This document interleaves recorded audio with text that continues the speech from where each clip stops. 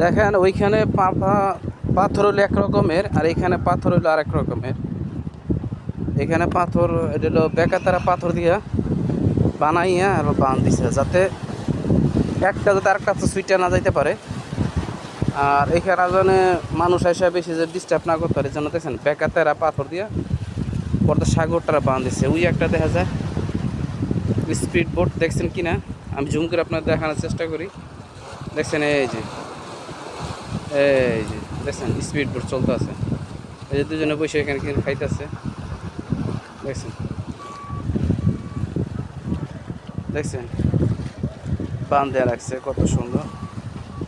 পাথরগুলো দেখছেন একদম মেশিংয়ের, এগুলা বানাইছে বেকাতেরা, শয়তানের তিন মাথা বানাইছে, দেখছেন খুবই সুন্দর। যাতে এগুলা কোনো সময় ঢেউ আসলে যাতে পানি স্রোতে যাতে নিচে নামে যেতে পারে, এই কারণে